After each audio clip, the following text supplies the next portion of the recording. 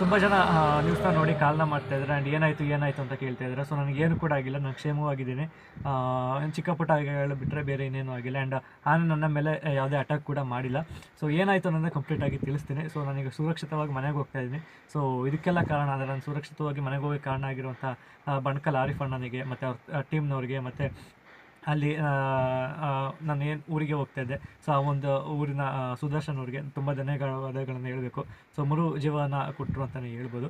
So ಆದಷ್ಟು ಬೇಗ ಏನಾಯಿತು ಅನ್ನೋದನ್ನ ಕಂಪ್ಲೀಟಾಗಿ ನಾನು ಡೀಟೇಲಾಗಿ ತಿಳಿಸ್ತೀನಿ. ಸೊ ಏನೂ ಕೂಡ ಆಗಿಲ್ಲ, ಕ್ಷೇಮವಾಗಿದ್ದೀನಿ. ಈಗ ನಾನೇ ಮನೆಗೆ ಹೋಗ್ತಾ ಇದ್ದೀನಿ. ಸೊ ಆದಷ್ಟು ಬೇಗ ಒಂದು 2-3 ದಿನ ರೆಸ್ಟ್ ಆದ ನಂತರ ಸೊ ಏನಾಯಿತು, ನಾನು ಯಾಕೆ ಆ ಊರಿಗೆ ಹೋಗ್ತಿದ್ದೆ, ಆ ಊರಿನಲ್ಲಿ ಏನು ಸಮಸ್ಯೆ ಇತ್ತು, ಸೊ ಅವೆಲ್ಲವನ್ನೂ ಕೂಡ ಕಂಪ್ಲೀಟಾಗಿ ನಿಮಗೆ ತಿಳಿಸ್ತಾ ಹೋಗ್ತೀನಿ. ಆ್ಯಂಡ್ ಆದಷ್ಟು ಬೇಗ ಸೊ ಆ ಊರಿನಲ್ಲಿರುವಂಥ ಒಂದು ಸಮಸ್ಯೆನ ಸೊ ನಿಮ್ಮ ಮುಂದೆ ಊರಿಗೆ ಆ್ಯಂಡ್ ಆದಷ್ಟು ಬೇಗ ಆ ಊರಿನಲ್ಲಿರುವಂಥ ಒಂದು ಸಮಸ್ಯೆನ ನಿಮಗೆ ತಿಳಿಸೋದಕ್ಕೆ ಮುಂದಾಗ್ತೀನಿ. ಸೊ ಇಷ್ಟು ಇದನ್ನು ಬಿಟ್ಟರೆ ನನಗೇನೂ ಆಗಿಲ್ಲ, ನಾನು ಸೇಫ್ ಆಗಿದ್ದೀನಿ.